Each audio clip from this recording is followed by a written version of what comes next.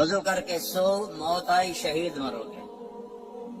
वजू करके सो, वो एक फरिश्ता सारी रात आपके लिए तस्बीह पढ़ता रहेगा।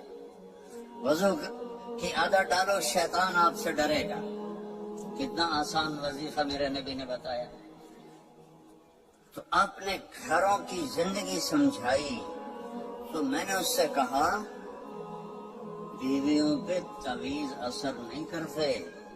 उन्हें कहा फिर क्या करो? मैं कहा जब भी खाने पर बैठो 2-3 लुकमे खिला दिया करो अपने हाथ से। कहा इससे क्या होगा? मैं कहा तो एक लम्ही क्या होगा? तो कुछ दिनों के बाद उसका फोन आया हाल चाल पूछने। मैंने कहा वो मेरी बात पे अमल किया था? कहने लगा नहीं। मैंने कहा क्यों? कहने लगा शर्म आती। मैं आ गया उल्लू पट्टे कमजोर ना लड़ दे तो शर्म नहीं आती। अल्लाह ने औरत को कमजोर पैदा किए है। एक शख्स आया हजरत उमर से मिलने, तो लेकर आया बीवी की शिकायत से, वो मुझसे बहुत लड़ती है।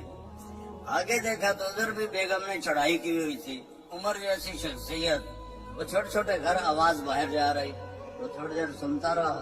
करने लगा तो मेरे को भी चोखा काम में वो पीछे मुड़ने लगा। हजरत उमर की नजर पड़ गई। वो भाई खैरियत कैसे आए थे?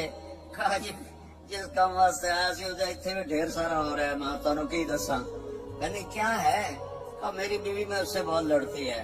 तो मैंने देखा आप तो अमीरुल मोमिनीन, इतनी हैबत थी।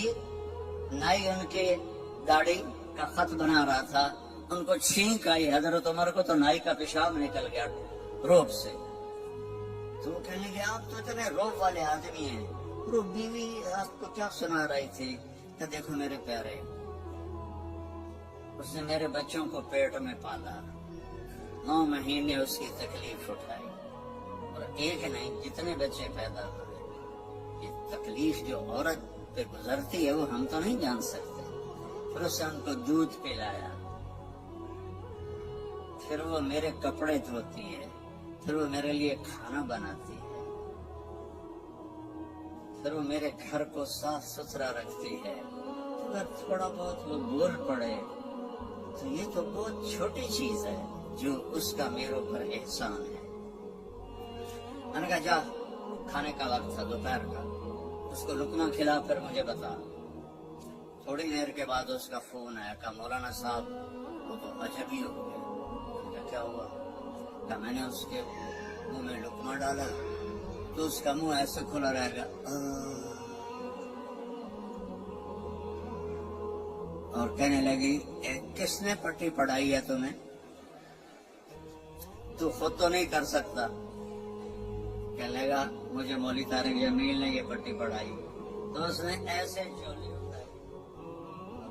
अल्लाह मौली तारिक जमील को और उसके बच्चों को जिंदगी दे जिसने तुम्हें इंसान बना दिया।